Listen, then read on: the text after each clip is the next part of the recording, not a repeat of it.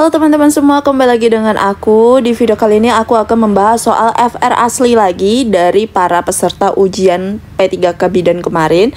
Nah, pada kali ini kita bakalan bahas soal asuhan kebidanan bayi baru lahir lagi. Tapi sebelum ke videonya, jangan lupa di like, comment, subscribe, dan nyalakan lonceng notifikasinya supaya kalian gak ketinggalan video terbaru dari aku. Oke, kita lanjut aja ke soal nomor 1. Seorang bayi perempuan usia 2 tahun dibawa ibunya ke puskesmas dengan keluhan batuk sejak 1 bulan.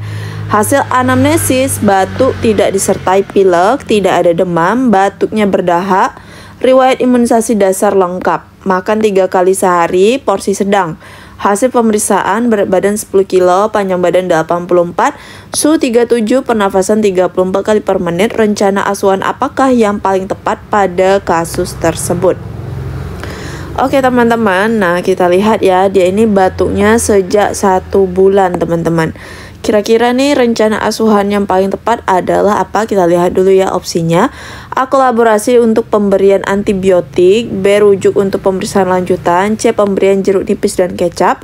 Yang D. Pemberian obat batuk yang aman. Yang E. Pemberian pelega tenggorokan. Oke, jadi ini batuknya udah 1 bulan ya teman-teman ya, dimana udah lebih dari 2 minggu. Jadi yang bisa kita lakukan adalah merujuk untuk pemeriksaan lanjutan. Jadi diperiksa lagi nih darahnya, darah maupun si dahaknya ya teman-teman ya, untuk melihat apakah si anak ini ada penyakit lainnya sehingga menyebabkan batuknya itu tidak kunjung sembuh teman-teman. Jadi yang paling tepat itu adalah yang B ya, rujuk untuk pemeriksaan lanjutan. Nah kalau yang A, kolaborasi untuk pemberian antibiotik, nah ini kita nggak tahu nih ya teman-teman ya. Penyebabnya kita harus cari tahu dulu baru kita berikan pengobatan si antibiotiknya ini teman-teman, karena kalau antibiotik salah penggunaan itu bisa menyebabkan resisten teman-teman gitu ya. Jadi soal nomor 1 itu jawabannya adalah yang B. Soal nomor 2, seorang bidan menolong persalinan secara spontan, bayi menangis kuat, kulit kemerahan, pergerakan aktif. Hasil pemeriksaan pada bayi, berat badan 3.600 gram, panjang badan 49 cm, terdapat pembengkakan pada kepala, teraba lunak, batas tidak jelas, melewati sutura, dan berisi cairan limfa. Diagnosis apakah yang paling mungkin pada kasus tersebut? Oke. Nah ini kalau udah berkaitan sama pembengkakan kepala itu biasanya sepal hematoma atau kaput succedaneum ya teman-teman. Tapi A dan B itu berbeda teman-teman ya.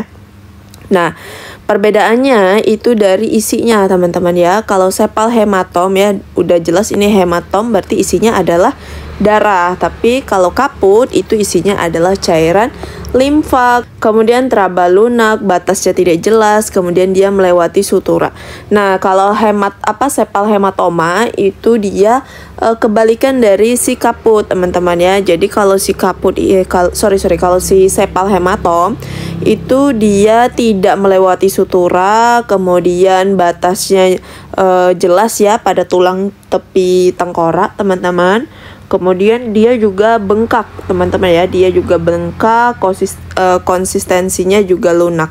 Jadi bedanya dari sini suturanya, kalau dia tidak melewati sutura dan juga batasnya jelas untuk si sepal hematoma. Jadi untuk soal nomor 2 itu jelas banget ya, jawabannya adalah yang B, kaput succedaneum. Nah ini soal kaput itu keluar juga di soal P3K tahun lalu. Soal nomor 3, seorang bayi laki-laki lahir 2 jam yang lalu di klinik dan sudah dilakukan IMD selama 1 jam dan telah mendapatkan asuhan bayi baru lahir 1 jam pertama. Hasil pemeriksaan, berat badan 3.500 gram, panjang badan 55 cm, frekuensi jantung 110 kali per menit, suhu 37 derajat Celcius, gerak aktif, tonus otot baik. Rencana prioritas apakah yang paling tepat pada kasus tersebut? Oke teman-teman, nah kira-kira nih apa sih jawaban yang paling tepat nih? Dia udah lahir 2 jam yang lalu dan 1 jam pertama dia sudah mendapatkan IMD, kemudian 1 jam kedua ya itu dia sudah mendapatkan asuhan bayi baru lahir.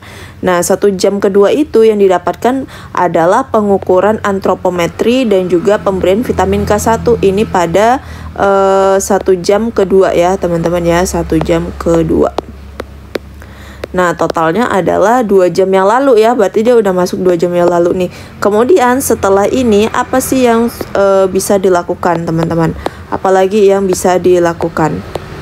Yaitu dengan menyuntikkan imunisasi HB0, teman-teman. Jadi setelah 1 jam suntik K1, maka lanjut lagi si imunisasi HB0, teman-teman. Oke, untuk soal nomor 3 itu jawabannya adalah yang D. Soal nomor 4, seorang bayi laki-laki lahir spontan ATR 4 jam yang lalu di puskesmas. Berat lahir 2550 gram, panjang badan 50 cm, ASI keluar lancar, hisapan bayi kuat, hasil pemeriksaan menangis kuat, warna kemerahan, gerakan aktif, frekuensi jantung 120 kali per menit, suhu 37, rencana asuhan apakah yang diberikan sesuai kasus tersebut. Oke, di sini udah lahir 4 jam yang lalu. Nah, memandikan bayi ini pada 6 jam kemudian ya, 6 jam setelah lahir. Kemudian fit K1 ini 1 jam setelah lahir ya, teman-teman ya. 1 jam setelah lahir, kemudian HB0 itu 2 jam. 2 jam setelah lahir. Kemudian yang D mendukung pemberian ASI on demand. Yang E memberikan salep mata. Salep mata ini dia gabung ya sama FitK, teman-teman. Ini juga 1 jam setelah lahir. Jadi di sini begitu 4 jam setelah lahir yang diberikan adalah mendukung pemberian ASI secara on demand ya, teman-teman.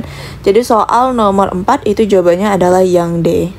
Soal yang terakhir, sebelum dibawa pulang, informasi yang harus diberikan pada bayi B adalah jadi sebelum pulang pasti kita ada yang namanya konseling maupun edukasi ya, supaya pasiennya itu mengerti nih dalam merawat bayi tersebut. Nah, kita lihat nih apa aja yang bisa diberikan konseling untuk pulang. Yang A, pemberian ASI setiap 3 jam. Nah, pemberian ASI itu sebenarnya secara on demand ya, teman-teman ya, bukan per 2 jam atau 3 jam, tapi on demand. On demand itu artinya sesering mungkin, teman-teman.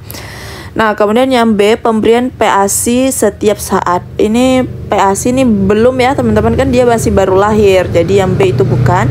Yang C, pemberian antibiotik secara rutin agar tidak terjadi infeksi. Yang C juga bukan ya, teman-teman ya. Biasa antibiotik yang diberikan pada bayi yaitu salep matanya itu, teman-teman ya.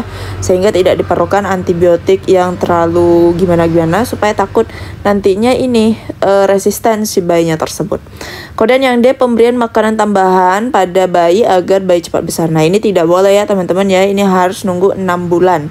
Kemudian yang E, mempertahankan kehangatan tubuh bayi agar bayi tidak kedinginan. Nah, ini yang paling tepat adalah yang E, mempertahankan suhu tubuh supaya bayi tidak menjadi hipotermi, teman-teman.